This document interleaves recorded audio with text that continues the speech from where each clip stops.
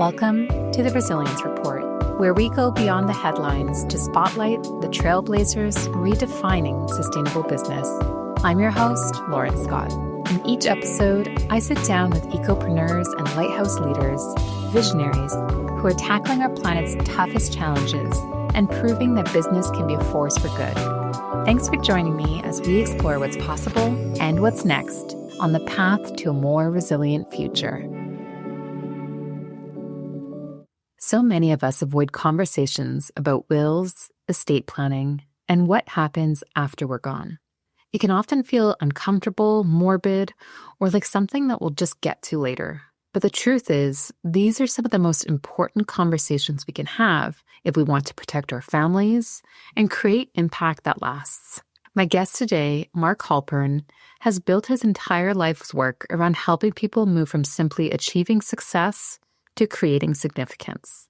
He's one of Canada's leading experts in using life insurance, tax strategy, and philanthropy, not just to preserve wealth, but to unlock opportunities for meaningful giving. His guidance has already helped direct more than $300 million to Canadian charities, while helping families feel more secure, more prepared, and more intentional about their legacies. This episode is about getting comfortable with the planning most of us avoid and seeing how estate planning, when done thoughtfully, can protect the people we love and support the causes that matter most to us. Welcome back to another episode of the Resilience Report. Today is going to be great because it truly plays into some of the key themes you, our listeners, have told us in the past you love, which are sustainable finance, philanthropy, and risk mitigation. Our next guest really has found a career in a space, I'd say, at the intersection of those different pieces, and is going to be able to share some key insights. So with that, I would love to welcome Mark to the show. Thank you so much, Lauren. It's so lovely to be here. So to help set the stage, because it is an intersection, I would love if you could just share maybe how you got to where you are today in your career, because it's certainly been a very interesting path. Well, thank you. It's been 35 years, and I always like to say it's like going through the gauntlet, as everybody does. But my real start was in 1974 when my father died of a heart attack at the age of 50. I was 11 at the time. I was the youngest of four boys, and my mother, who was a stay-at-home mom, had to go back to work to support our family. Why? My dad was an amazing father. I have great memories, but he was also a very busy engineer. And as such, he was looking after so many other things when it came to some basic planning, like having a will, having savings, or, an insurance policy. Unfortunately, we didn't have that. So it was really very hard for us. We had to develop a struggle muscle, which is a good thing to have.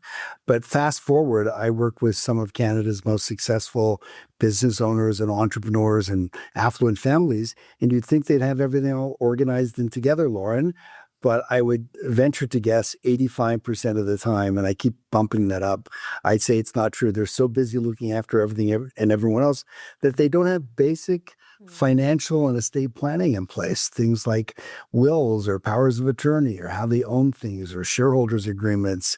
So there's no cookie cutter. So we help in three different ways. We do estate planning, just making sure that people's financial architecture and their financial furniture actually aligns with reality.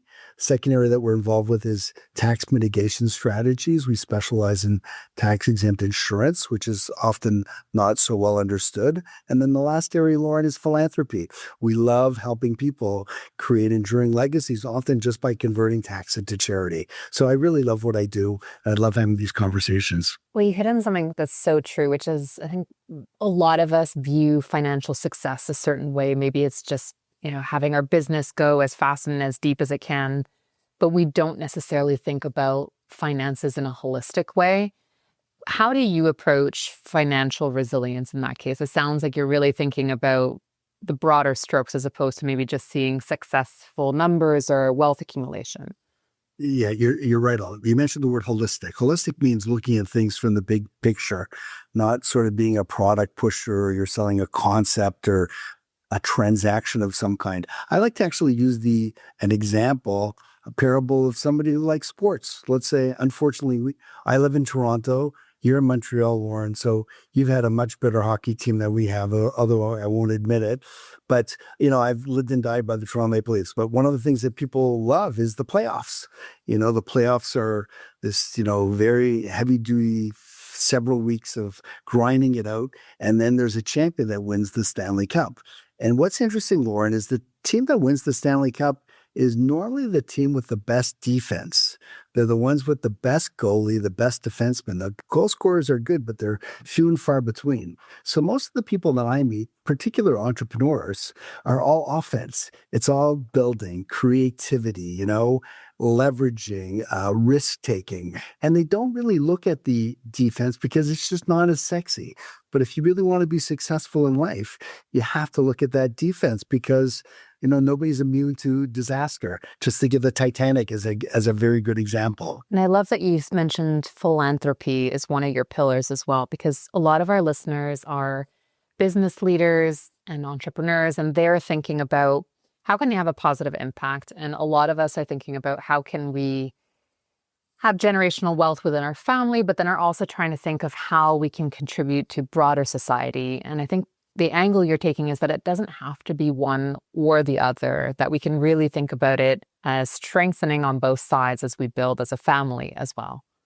Absolutely. I like to think there are kind of two people out there. There are those who give because it's just part of their makeup. They learned it in their religious schools or institutions or their family.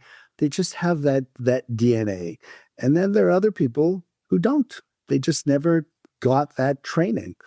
When those people who don't realize that they have a choice where they can give their taxes to, that their taxes could actually go to charity as opposed to going to Ottawa, suddenly they become accidental philanthropists. And the people who are already giving, when they understand about strategic philanthropy, they can actually give more for the same amount that they were putting out or give the same amount for less cost. So, it's really important to understand who you are. You mentioned about is it good for business? Look, there are different motivations for people who give money to charity. Some do it completely anonymously. Don't use my name anywhere, otherwise I'll never give you another penny. Those are very respectful people. Others do it because they want to encourage other people to give, and other people do it because they want some sort of immortality. They want their name on a building or a school chair or something. Then there are those people who do it for tax. Right? That they want to save taxes. But there's also a big piece of people who do it for their business. It's good to be philanthropic for business and to build in philanthropy into your business because people like to do business with people who are giving back, especially when it comes to creating a vision for a business of if you could do anything. Like there was no, impossibilities, like how dream big, and we've actually created, it's called sort of like a 10-point plan to turn your business into a philanthropic entrepreneurial business where you can actually find money in your business to give away and then make noise about that and get your clients involved and your suppliers involved and your staff. And it can really create a tremendous energy, which we're all looking for. We need some passion. We need that energy, but it's amazing what can be done. All that is required is you have to give it some attention. Maybe just to double kick into that for a second as well. I feel like this wasn't necessarily something we were all taught, and I went to business school.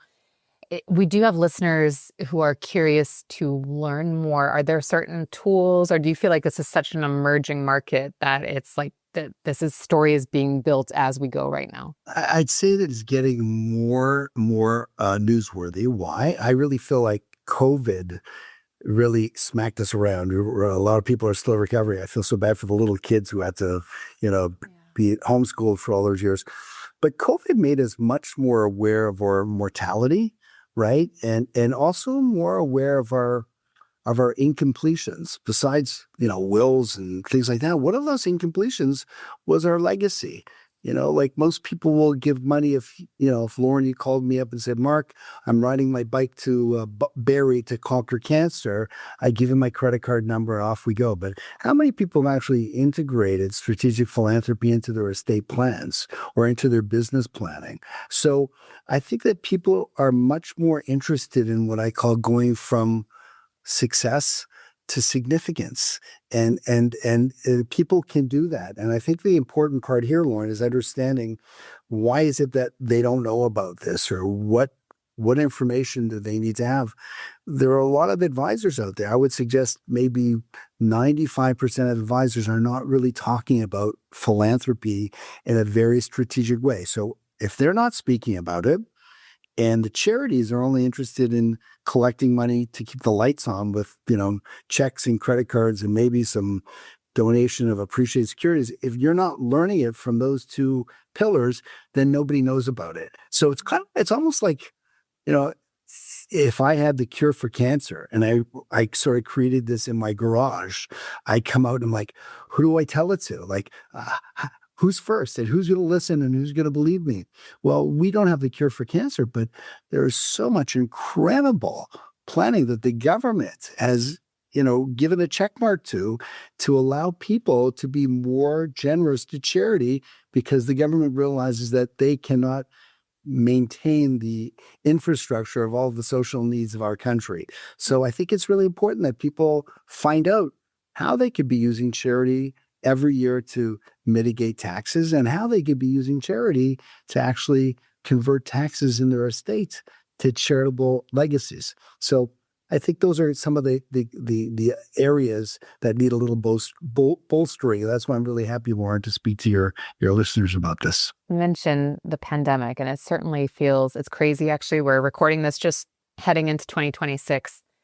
And it feels like so much has changed over the past 6 years. And it's just been economic turmoil, supply chain. It feels like everything is changing and risk is just getting higher and higher. It might be an awareness piece, but it certainly seems like there's a lot to be considering. When you're talking to your customers and you're taking risk mitigation into consideration, how can this kind of proactive planning create a bit of a sense of calm, I guess? Because I think so many of us are trying to feel like, how do we protect our families? How do we protect our businesses with this constant change? So let me give you some more stuff to be scared about before I give you a remedy. So the first one I think that people have to realize is governments are not going to be capable of taking care of the elderly of this country. That's not a political statement. It's a math problem. The baby boomers started turning 65 in the year 2011. You're going to see a lot of old people in this country. That's why there's such a massive immigration to be there to help those older people when they're retired and sustain things like CPP. To compound that, we're living longer. As a matter of fact, there were people back in the 40s, 30s that were living to age 47. 50% of babies that are born today are going to live past 100. Right? So you're going to see a lot of people long on life and possibly short on money, with this false expectation there's going to be this huge wealth transfer from our parents, the greatest saving generation of all time, to us, the greatest spending generation of all time. But they're going to need it for healthcare. They're going to need it for taxes, etc. And I think also social media, Lauren, has made it very hard to find the information we need. Like, we're all surfing, but it's kind of a bit of a misinformation age.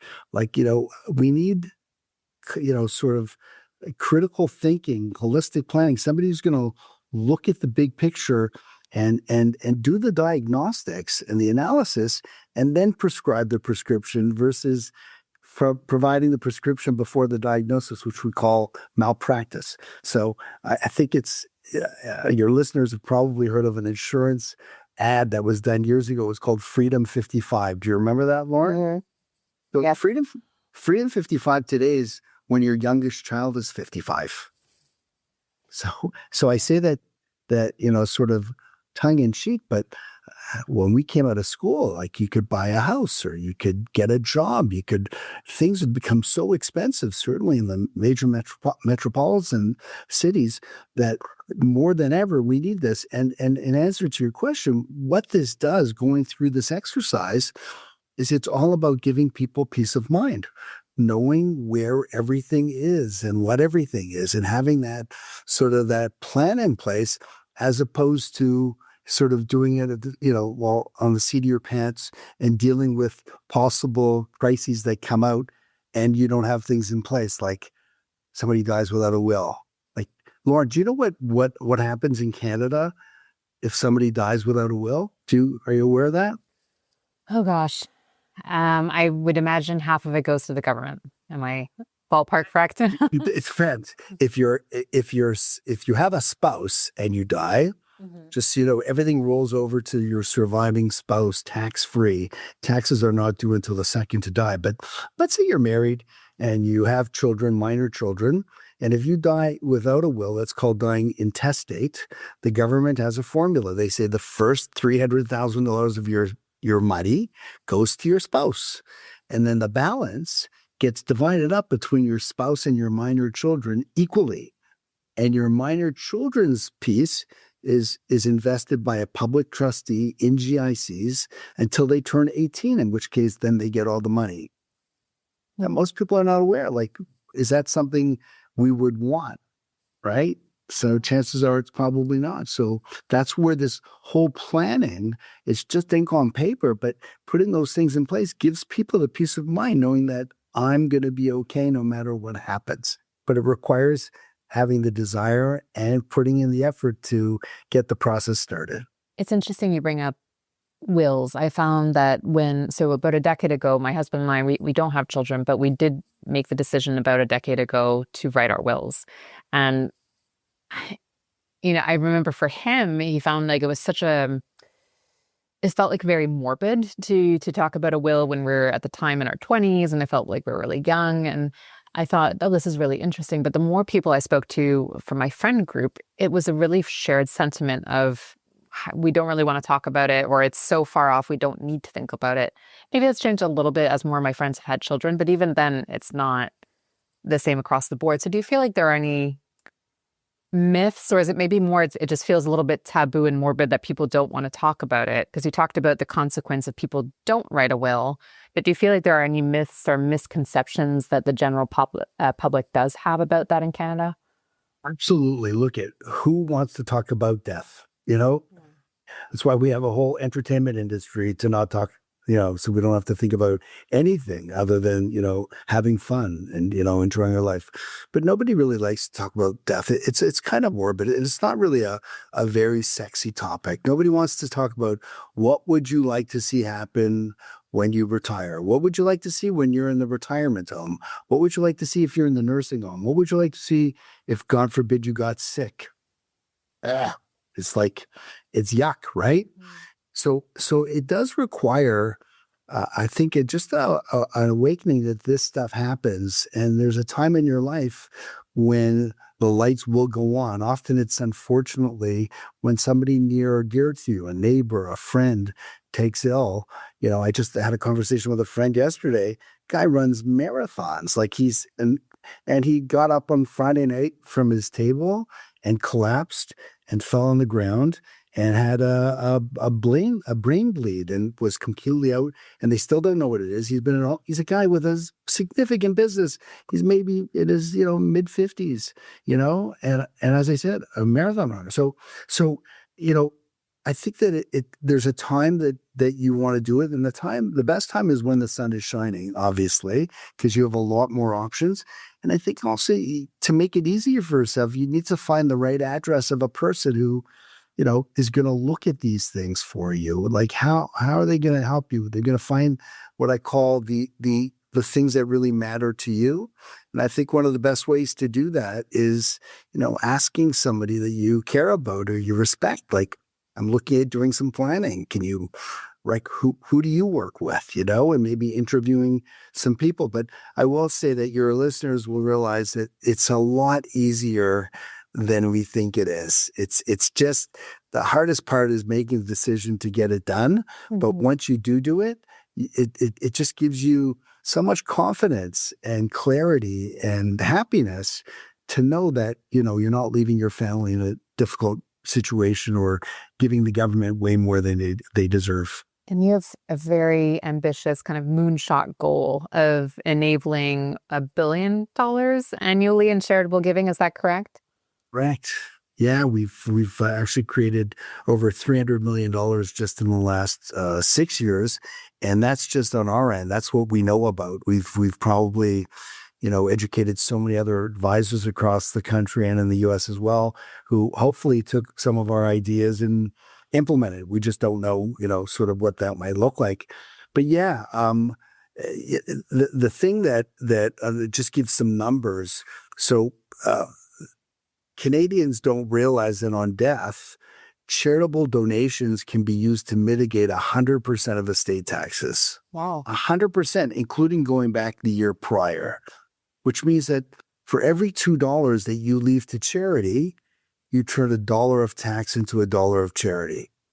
So, so that's why it's so important to be looking at this as part of your estate planning. But so I got this idea when I realized how little was known that if I could create a national community of 100 professional advisors and charities, where if each of us are creating $10 million a year of current gifts or legacy gifts, and you times that by 100, that's $1 billion a year. And that's not sort of pie in the sky. It's kind of like crowdfunding. We already have about 24 people and organizations that are already committed to this on a non-binding basis. But the idea there is education, wisdom, knowledge, learn these things and either incorporate it into what you're doing right now or collaborate with us. Let us show you how to do it. Let us be the bench to help you achieve those things. Because there are two ways to create charity. I can either write a check myself, which is, small amount, or I can get other people to write checks, which is way more money. And I can hopefully get a lot more merit in the next world for all of that, that largesse of creating it. So that's really what gets me up every morning. I love what I do because I get to help people really create legacies that they didn't even realize they could do. And it doesn't have to be that your name is Warren Buffett or Bill Gates.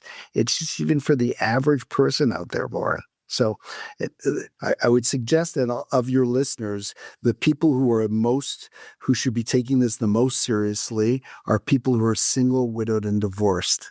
I know that sounds strange. We're not selling aluminum siding or something, but why single, widowed, and divorced? Because they don't realize that without having a spouse, when they die, the government's going to take 54% of all of their registered money. 54%. That means if you have a $1 million RSP, there's only 470 going to your family. There's all the rest of it's going to the government. If you have stocks, or investment real estate or a business, the government's going to want 27% of the gain of what you put in. Or if you have a business, getting money out of your business could be taxed 50% or more. So you can have a lot and don't realize that it's really not worth a lot. It's a lot smaller. So it's just about helping educate people. And if we can, I think we can really achieve that $1 billion goal, which is we're planning for the end of December of 2030. That's when we want to have this in place. So that's why, Lauren, I appreciate you allowing to give me the audience to help people get hopefully excited about this as well. And very tactically, if we do have listeners who are, God forbid, recently widowed or divorced, as well as not fun either. But if they recently had that change of status, is it too late for them to explore this? Like, does it need to happen prior to marriage, let's say, or can they explore this type of opportunity later in life as well? You can do it at any time. At any time. I'm dealing with a woman right now who lives out of Toronto. I just went to visit her last week, and she is a widow. She's self-made. She's a very big player in the stock market. As a matter of fact, she has 8,000 Apple shares at $15 a share. You can imagine that. She did that very well. So she was feeling like a titan, feeling very good about herself until I said, "You're not worth $10 million, and you're only worth $6.5 million." So she said some words that I can't repeat on your podcast because they'd be censored, and they're not becoming for a woman who are in her 80s.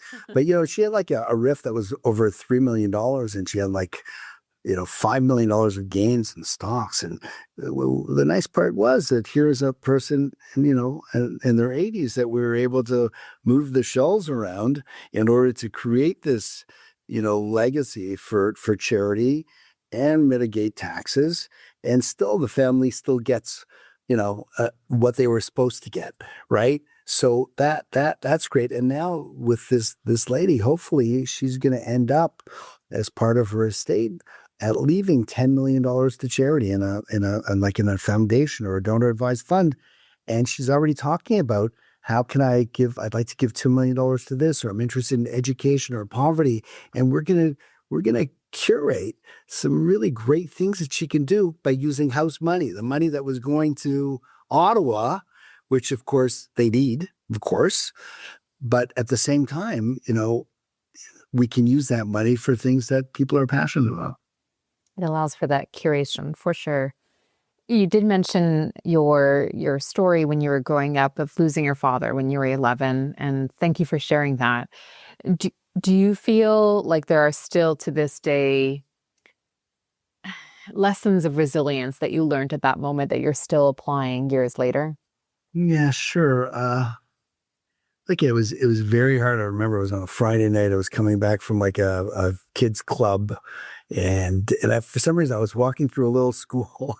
I haven't shared this, but I was walking through a school and I had a little pen knife with me. You remember those little pen knives? Yeah. You know, We're allowed to all walk around with those. Yep. a little pen knife. It was probably like and I remember passing my street and I saw a police car go by, and I was actually going to wave them down. I was a little nervous. I was 11, and it was dark, and but when I got to my home, I saw the police car was there, and my brother Howie came running up to me saying, Daddy might have died. Daddy might have died, and I think nobody prepares for that at all. I think the most preparation we have is what we see on TV, maybe some detective show, or somebody dies and that sort of thing. I'd say that the key there is you have two choices, right? You either play in the past, right, which is you can't do anything about that, and sort of live that way. And there are a lot of people who do live that way. They live in the past and sort of have that trauma or that narrative that follows them around forever. Or you have to be forward thinking. You just look into the future and realize that whatever tools you need, you have already. And you just have to sort of take that 1 foot forward. I for sure have failed way more times than I've succeeded, Lauren. And each one of those, they say, there's winners and there's learners. There, each one of those I took away a tremendous nugget to help me going forward. But life is just about pivoting and ratcheting and pivoting and ratcheting. And when a ratchet happens, it means it can't go back down again. You're just ratcheting up each time along the way. And in order to do that, you have to have really good people around you, not just professional advisors, but a good friend, family, a community.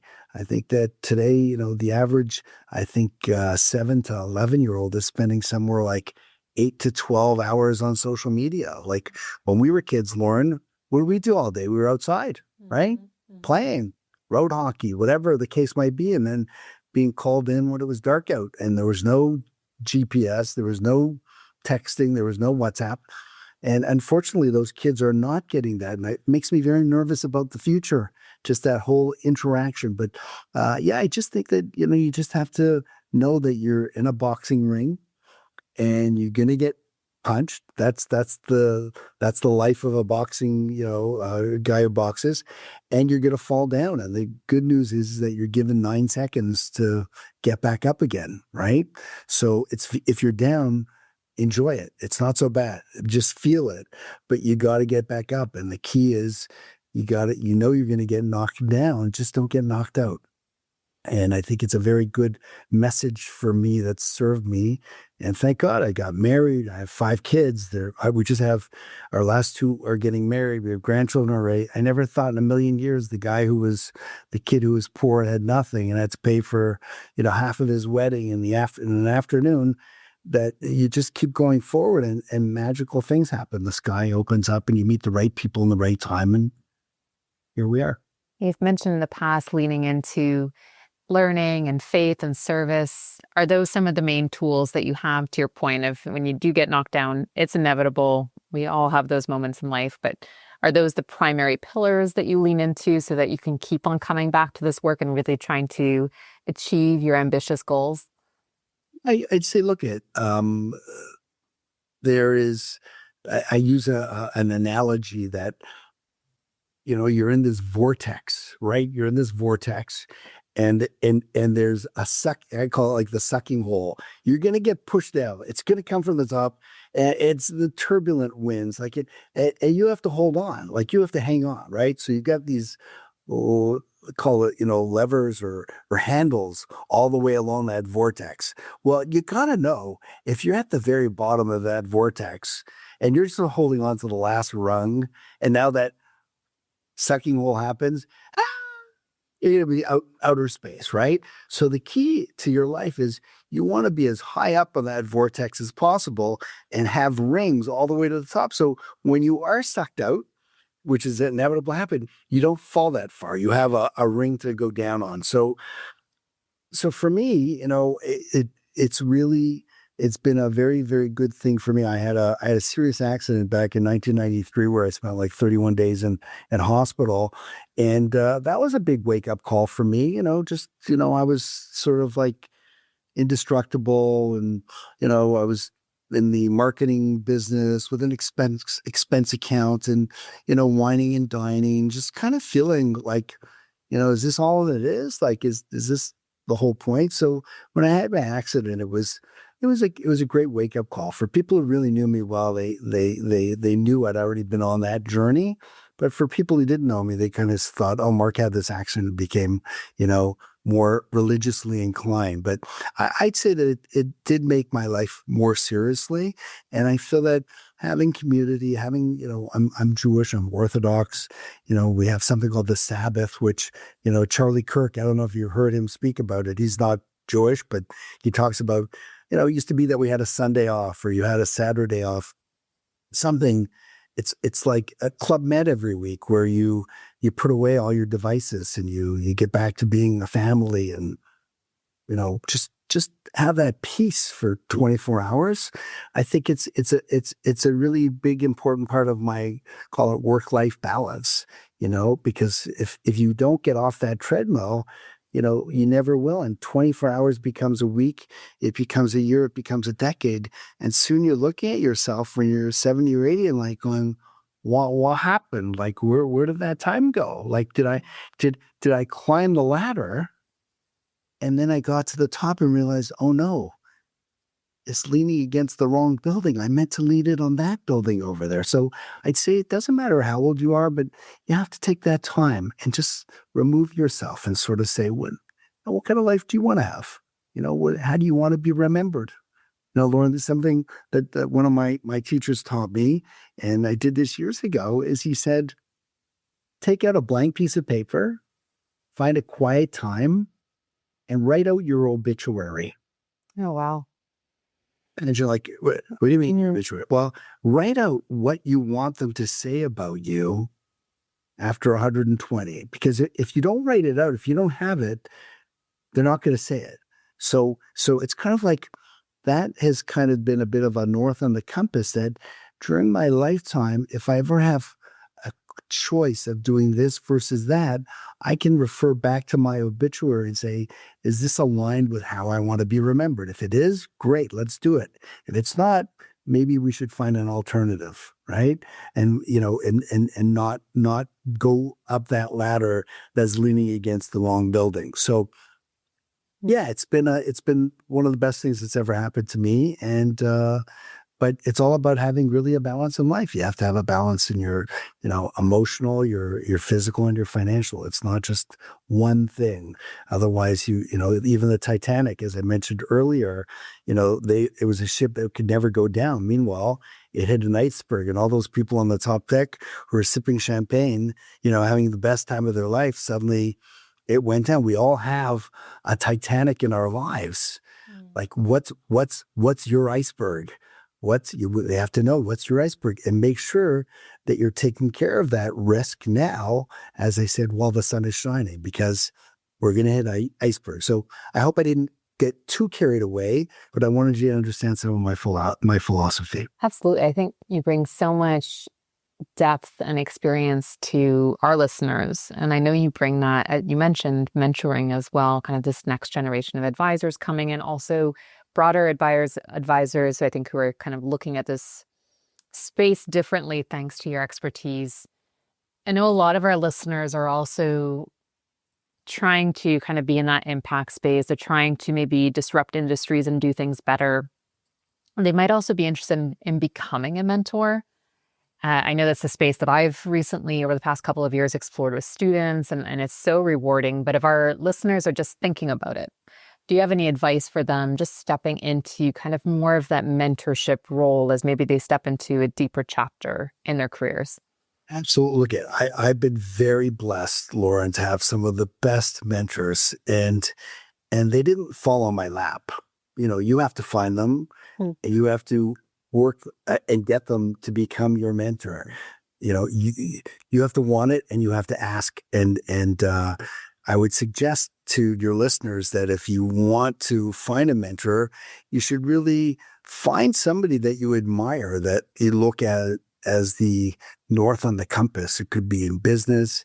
It could be as leading a family. It could be a mother. You want to become a mother.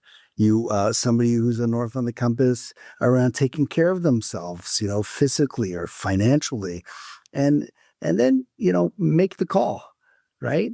What's the worst that can happen? They say no, right? In which case you're in the same place that you were before. But people like to give.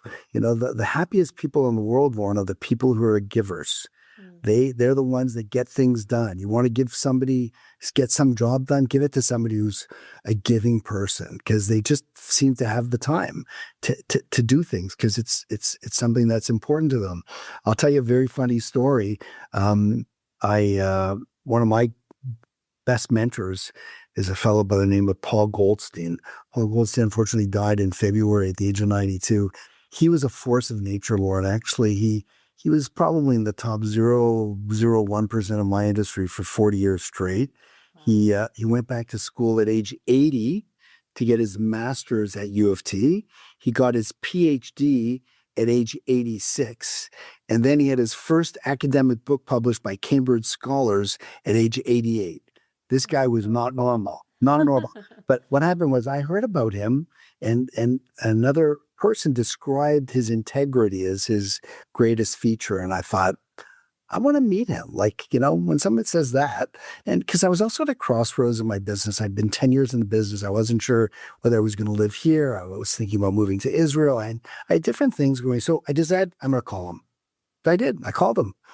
And he was very short with me on the phone, and he said, "Thanks very much, but I'm just busy. I can't do it." So I was shocked. I thought, so I asked, I don't need a lot of time. He said, "I'm sorry, so at most people at that moment, what would they do? They'd hang up and they say, 'Oh, well, so is that too bad?' But I said, 'Paul, please just give me half an hour of your time. I'll meet you anywhere at any time. I feel like you can help me.'" So he said, "Okay." He says, "I'll meet with you, but it's on my terms." I said, "No problem." He said, "There was an ice skating rink in Forest Hill." He said, "Behind there's a track." He says, he likes to walk. He says, "Meet me there on a Sunday morning at 9:30. We'll walk and we'll talk." So I say, "Great, I'm meeting this guy, Paul Goldstein." So I go to the track. He's a Holocaust survivor. He's like 5'0" He was he's a former Canadian weightlifting champion as well. Anyway, that day, Lauren, we walked for 10 and a half miles. Oh my gosh. 4.5 hours. I was bruised from my knees down. I wasn't prepared for that. I was wearing running shoes, like that you find in the bin at Canadian Tire. Anyway, that started a 25-year affair of walks and talks. And he provided me with tremendous wisdom, which I love to share. But, and it wasn't easy. He was not an easy guy in the sense that there was expectations of me going forward. And he taught me a lot. But fast forward, he died, and I was his succession plan. Can you imagine? So all of his business, and he had clients who were former finance ministers, gold medalists, Canadian gold medalists, people who have their names on buildings. And that call from 25 years ago, if I would have hung up, okay, that would have been it. But so advice to your listeners, be persistent, make the call. Do what you need to do, make it easy for the other person. And who knows, maybe you'll be inheriting a very, very significant portfolio that you can be managing on that person's behalf. And go buy good running shoes if you're going to do that as well. Ancient to begin with, that's also a good thing. Yeah. Good advice. So whether it was maybe in a mentoring space or in your day-to-day work, looking back over the past number of years, do you feel like there was a moment, or maybe there was a couple, where you really felt like, oh, okay, I'm having the impact I was looking for? It's a great question. I look at 35 years and I have so many beautiful memories, but I'd say that one of my career highlights was I did a TED talk back in 2019. It was actually with a client of mine by the name of Moses Neimer. I say that because privacy wise, he introduces me as so it's very public. But he had a program called Idea City that was down at Croner Hall in Toronto. And it would be full of 800 people who paid like $6,000 to come to hear 3 days of TED Talks. And he asked me to speak. And I was actually in the disruptors category, which so much is what you talk about, Lauren. You're into disruption. So I'm in disruption because I'm taking an industry or a product like insurance and helping people understand, what it actually does as opposed to what it is, which a lot of people don't do. So I had a TED talk that was called The New Philanthropy. And I was up there for 26 minutes, and you can Google it and find it. But that was a really, really cool thing. That was kind of like taking your raw materials, as we said, those winners and learners and those pivots and ratchets and all the stuff that you learn, and actually making it something that people can understand. Like, what are you passionate about, and what's your vision, and what's your aspiration to build? And it really was, one of those cool highlights, and it's had a ripple effect because from that, so many people we've been able to help, and advisors we've been able to help, advisors we've been able to bring into our Power of Platinum mentoring and coaching program. Anyway, that would be one idea. Another would be just like turning tax into charity. Lauren, we just met with a family who they really needed my help in all of these things like wills and shareholders agreements, but they didn't want to talk about that. They were only interested in talking about philanthropy. That's what really mattered. So as an advisor, you have to find out what really matters to people and go for that, lean into it. So they had the matriarch of the family had died in her late 80s, and there was a $3.4 million estate tax that they were going to pay by the proceeds of her house and the house sales. And I met with one of the siblings, and I spoke to the other sibling, and then we got two accountants involved, and they didn't realize that charitable donations could mitigate that whole tax. So in an hour meeting with their two accountants, they wrote a check for $7 million to their charitable foundation and turned that $3.5 million of tax into $7 million of legacy. And I did that in an hour. That made me feel fantastic. I did not get paid on that, but I created goodwill. And now that also earns me the right to have more conversations with them around the things that they really do need to be speaking about. They gave you the permission, the runway to earn the respect and the trust to move that forward. So, we do that all the time. That's just one. We've done significantly larger ones as well. But, having those conversations and seeing people all of a sudden realize that they could be significant, and do something really, it's not about giving to charity. A lot of people think that charity begins at home, and it's true, but charity is not about disinheriting your children. It's about adopting causes that you care about and disinheriting Ottawa. So it's a very big paradigm shift. You're not, and the government has introduced over 25 pieces of legislation since 1995 to make it more favorable for people to give to charity. They know they can't sustain the social fabric in this country. So the more people I get involved in this through our Power of Platinum mentoring program, or just collaborating with other advisors, or we work with charities across the country as well, it really is very satisfying. It really aligns with, sort of who I am and what I want to be remembered by. And for our listeners, I'm sure at this point, they're all thinking, okay, I want to get started. They're thinking about legacy. They're thinking about financial resilience. What would you recommend being that first step? And maybe it's a little bit different depending on different situations, but if there's a general rule of thumb, what would you advise them as the first step? The first thing is, I would suggest they should reach out to me, and not because necessarily to work with me, although I'm certainly have the capacity, but I'd love to share with your listeners a podcast that I did with my mentor, Paul Goldstein, which is about an hour, 3 segments of 20 minutes, all about how to deal with life's challenges and how to have a life of purpose. It's a beautiful testament to him. And I think it will really help people sort of frame or fill in some of the blanks, perhaps in their own planning. But after that, I'd suggest that, people get a referral from someone they respect, that and you should interview that person. Why do you like that person? What did they do for you? Why would you suggest I should meet with them? What do you think they could do for me without giving away too much? That would be one thing. Next is make the call. Don't put that name and number on the corkboard, in your kitchen with all the other, menus and recipes. And you got to make the call right away. Number 2. And number 3 is you should know it's not going to be painful. A lot of us think it's so invasive, and they're gonna I'm gonna share all my stuff, and it's not it's private, whatever. Listen, if you went to the doctor would ask you, Lauren, what's bothering you, and if you don't tell them that it's this pain here or this sharp thing here, you're not going to get healed. So talk about it. It could be, savings for retirement, investing, insurance, estate planning, whatever it is, and they'll make it all go away, and then have a plan in place to sort of, what's priority, and let's, what can we calendarize and work with your professionals or others we introduce you to. But it all gets done with the intent of getting the peace of mind that we all deserve in this very frenetic world. It's busier and louder. This stuff rents space in our brain, and it takes away our energy. It zaps us. So if you can take care of it, it's like you're just smooth sailing going forward. Like you got things in place, and there's a great feeling that comes with those completions. On that note, where would be the best place for our listeners to go learn about you and your work? So they can go to the website, which is wealthinsurance.com. And they could even send me an email, mark@wealthinsurance.com. If there's anything I can share with them.